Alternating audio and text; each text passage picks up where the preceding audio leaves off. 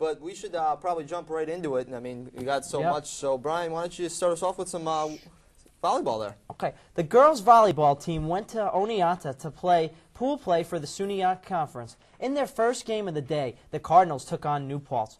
New Paltz beat Plattsburgh at ease with an easy 3-0 win.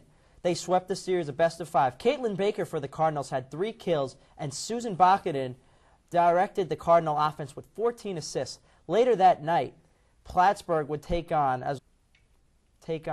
Potsdam and lost in a heartbreaking fashion. The Cards lost 3 games to 2, and their record falls to 7-9 on the year. Caitlin Baker again had 9 kills, and Susan Bakanen had 30 assists. Second day of SUNYAC pool play. Unfortunately, it didn't fare any better for Plattsburgh State's volleyball team. The Cardinals dropped a pair of 5-set matches, 3-0 to both Cortland and the host school, Oneonta. In their first game against Cortland, the Cardinals struggled mightily on offense, recording 15 hitting errors, and they only recorded 7 kills in the 3-set match. Teresa Lilly was the only Cardinal who had multiple kills, recording 3. In their game against Oneonta, the Cardinals' offense came alive with Kristen Sahim recording 11 kills, and Abby Mel and Caitlin Baker also had 5 kills, and Lilly recorded another 4, while Susan Bodkin led the team with 23 assists and 11 digs in the nightcaps, and that pushed the Cardinal record to 7-11 overall and 0-4 in the SUNYAC Conference after those 4. And despite sitting out their top 8 runners, the number 27 ranked Cardinals still finished 8 of 12 teams in the Williams College Purple Valley Classic. Chris Catcham finished first for Plattsburgh as he came in 54th place and had a time of 27:56. The next Cardinal to cross the finish line was Richard Atkins, placing 62nd with a time of 28:12. Right behind him was Matthew Burdick, who ran a 28:18. Noel Lormix, Ryan Miller, Jack Schwartz, Justin Harrington, Kyle Dunn all finished in the top 100 for Plattsburgh. The race was 5 miles long and featured some powerhouses. Division I Boston College was there, as well as Division II powerhouse, University of Massachusetts Lowell, who won the event. Plattsburgh will race again tomorrow at the Lehigh Paul Short Invitational in Bethlehem, Pennsylvania. I mean, good showing. And Jeff, yeah, the team for a team that doesn't really have they sit out their top 8 runners to finish 8th place. I mean, going against especially Boston College. Boston College, you got the UMass Lowell, who are D2, who won the event, and for a Division III team, that's pretty good for Plattsburgh. A good showing, exactly. But the women also ran there. And yes, the women. So we'll get into that. The 23rd ranked Plattsburgh women's cross country team went to Williams, Massachusetts, to take place in the Williams College Purple Classic last Saturday, and finished the meet in 11th place. Freshman runner Christina Smith was the highest finisher for the Cardinals, crossing the line in 25 minutes and 33 seconds and 83rd overall. Sarah Pope, Gretchen Singer, Megan Sheehan, and Kayla Starr also placed for the Cardinals at the Classic.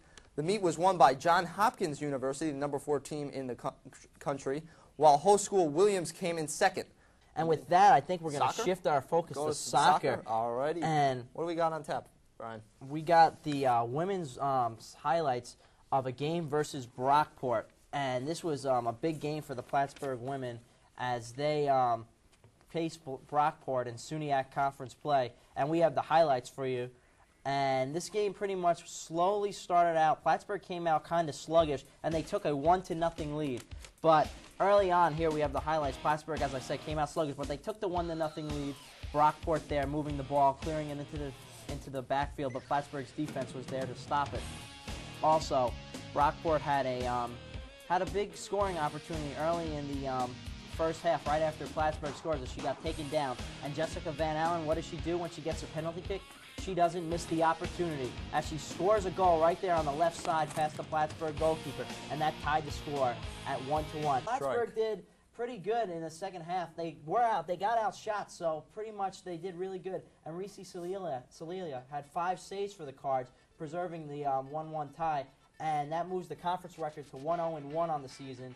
And they did a pretty good job right there, Jeff. I'll say, but that was a strike from far out, and at least 25 yards out. That almost went in. I mean, off the woodwork. The goalie's best friend, right? You got to say the crossbar. Crossbar, indeed. She was bet counting your blessings. But we're going to switch the gears now, Brian, to men's soccer, as the men's soccer team traveled to Brockport to open up SUNYAC play last Friday, and they came out on top with a 4-1 victory.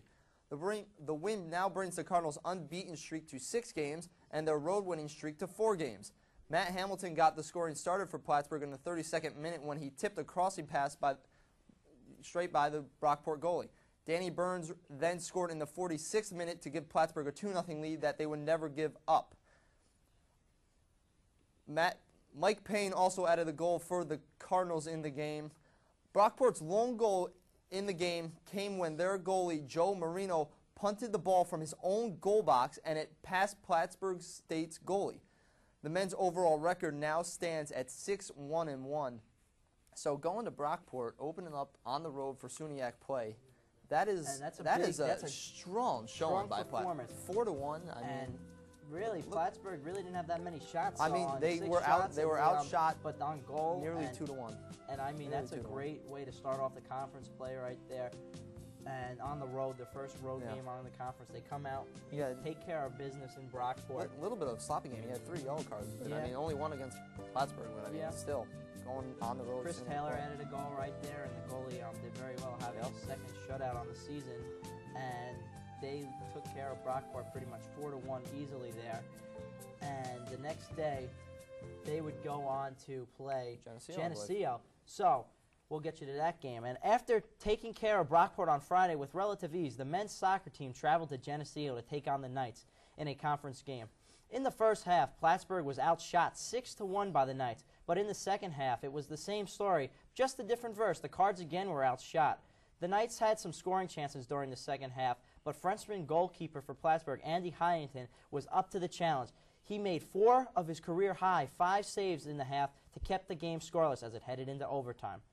Our first overtime had no scoring, but in the second it was not the case. With 6 minutes and 33 seconds remaining, Plattsburgh's Chris Taylor ripped a shot from 35 yards out. The ball somehow managed to get past Geneseo's defenders and goalkeeper to give the Cards the 1-0 victory. Taylor, the current SUNYAC Player of the Week, has 4 goals and 4 assists for 12 points in his last 4 outings. Talk about padding your stats. The Cardinals moved to 2-0 in the conference and will play Oswego at the Fieldhouse tomorrow.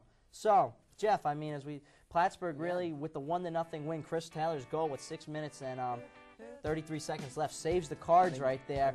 And a game where they really were outshot and didn't have many opportunities. I mean, you got to give the goalie credit right there, standing on his head, making a career-high 5 saves and having a shutout again. That's a big game right there. So we're gonna switch back to the Plattsburgh State women's team now, as they took on a tough opponent in Geneseo last Saturday in their SUNYAC conference game at home. And the game itself proved just to be that, really tough. The Cardinals came out of the game with their second conference win with a 1-0 win. We're going to go to the highlights here. We're going to pick it up with Geneseo with the ball near midfield.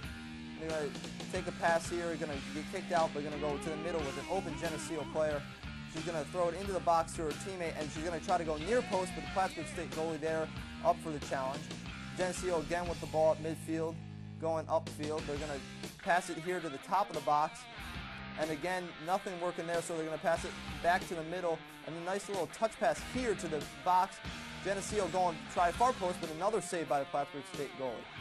Plattsburgh State now with a throw-in, and we're going to have a nice little battle here to see who gets control of this ball. Plattsburgh going to try to cross the field here, but the Geneseo defender heads it. And then she's going to pass it to her teammate, who goes and just barely leads her the pass too much. Plattsburgh State goalie there diving to make the save, and Plattsburgh State would actually win in overtime. 1-0. 1-0. The lone goal coming off a header by Emily Riley at the top of the box that sneaked by the Geneseo goalie. Keep it here. Keep an eye on the sports, and keep it here at Cardinal Sports Live. We'll see you next week. We'll see you next week. Take care.